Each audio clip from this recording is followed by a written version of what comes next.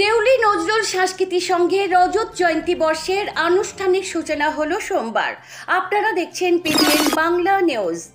ভারতবর্ষের নবজাগরণের প্রবাদ প্রতিম প্রাণপুরুষ পার্থিব মানবতাবাদের পথিকৃৎ পণ্ডিত ঈশ্বরচন্দ্র বিদ্যাসাগর মহাশয়ের 134তম প্রয়াণ দিবসে বিদ্যাসাগরের মূর্তিতে মাল্যদান করে শ্রদ্ধা জ্ঞাপন করা হয়। পাশাপাশি দেউলি সুধীর আংশিক বুনিয়াদী প্রাথমিক বিদ্যালয়ের ছাত্রছাত্রীদের মধ্যে বিদ্যাসাগর মহাশয়ের বর্ণ পরিচয়ের প্রথম ভাগ ও দ্বিতীয় ভাগ তুলে দেওয়া হয়।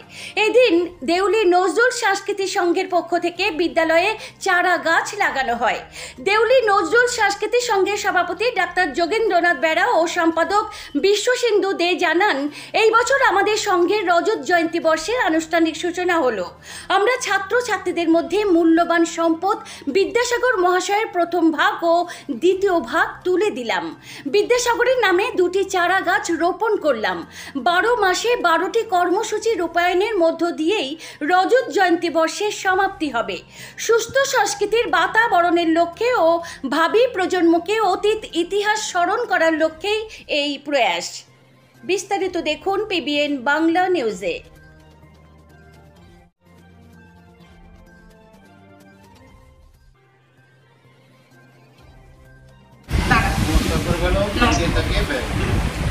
মানসী সিং, সুপর্ণা সিং,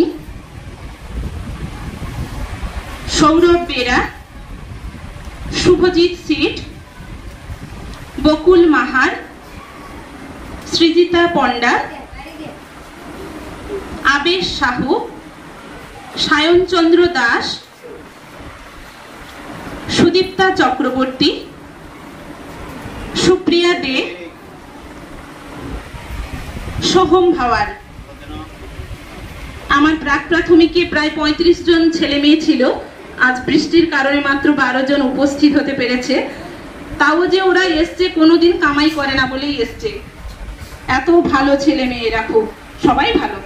এখন কোথায় গেলে তোমার দেখা পাই?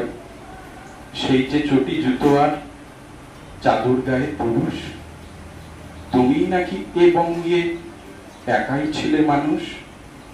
জ্ঞান জাগাতে গড়েছিলে শিক্ষা প্রতিষ্ঠান, বোবা নারীর মুখেই তুমি জুটিয়েছিলে গান। তোমায় দেখতে ইচ্ছে করে, মনের ভেতর খুব। কোথায় পাবো বিদ্যাসাগর? কেন গো তুমি চুপ? বিদ্যাসাগর, তোমার ছবি করছে কারা পূজা? তুমি ঠাকুর? জানি না তো, যাবে কেমন বোঝা। বিদ্যাসাগর, বলছি শোনো, তোমার কানে কানে। মাকে আমি কাঁদতে দেখি তোমার প্রয়াণ দিনে। কেন কাঁদে বুঝি না ঠিক, আমি তো এক রত্তি। মা বলেছেন, বিপদ কিংবা ঝড় ঝাপটায় বলবি কেবল সত্যি। কাউকে বাবা ঠকাবি না, দুঃখ দিস না মোটে। ঠকবি নিজে, তোর কারণে বিপদ না কারো জোটে। পরের জিনিস নিবি না রে, নিজেরটাতেই খুশি থাকলে তবে বিদ্যাসাগর সত্যিকারের খুশি।